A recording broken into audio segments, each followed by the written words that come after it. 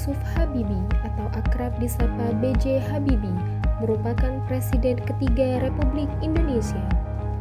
B.J. Habibie menjabat Presiden RI pada 21 Mei 1998 hingga 20 Oktober 1999.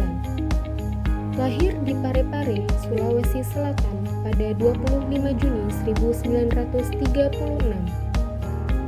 Sebelum memasuki dunia politik, Habibie dikenal sebagai seorang profesor dan ilmuwan dalam teknologi aviasi internasional dan satu-satunya presiden Indonesia yang berlatar belakang teknokrat.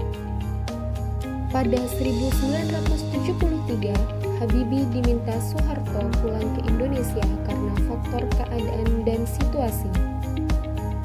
Habibie kemudian menjabat sebagai Menteri Negara Riset dan Teknologi sejak tahun 1978 sampai Maret 1998. Di tengah situasi politik dan ekonomi yang kacau balau, Habibie diangkat menjadi Presiden Indonesia menggantikan Soeharto.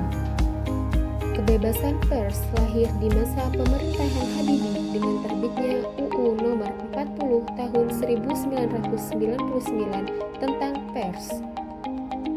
Di era pemerintahannya, Habibie berhasil melaksanakan pemilu 1999, pemilu demokratis pertama pasca Orde Baru dengan asas Luber Jurdil.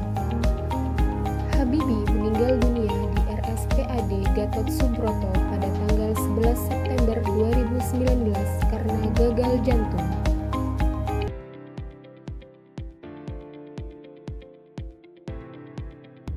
Bapak B.J. Habibie merupakan tokoh inspiratif yang mampu mengaktualisasikan nilai-nilai berakhlak, salah satunya berorientasi pelayanan.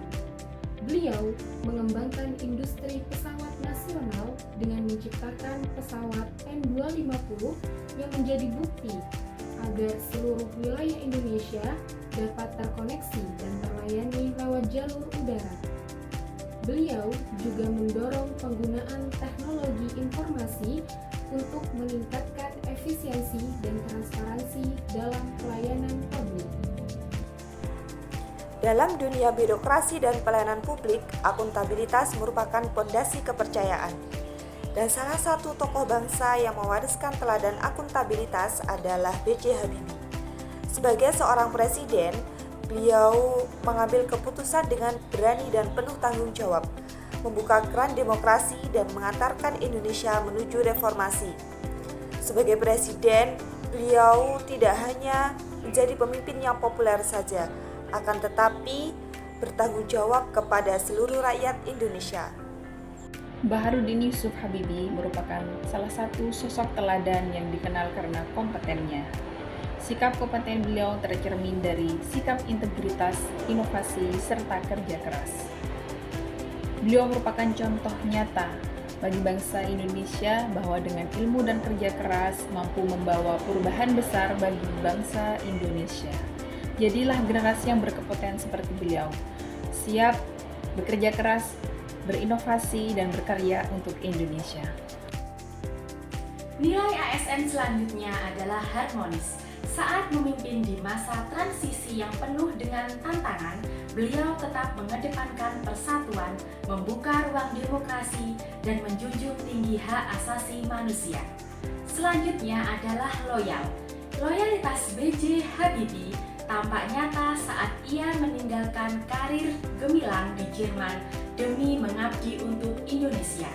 Ia setia membangun teknologi bangsa dan memilih mundur dengan terhormat demi demokrasi.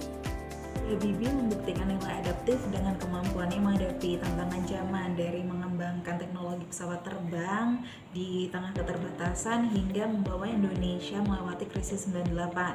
Beliau pun juga selalu menemukan cara baru dan inovatif dengan tidak terpaku pada cara lama, melainkan terus belajar dan menyesuaikan diri dengan perubahan demi kemajuan bangsa.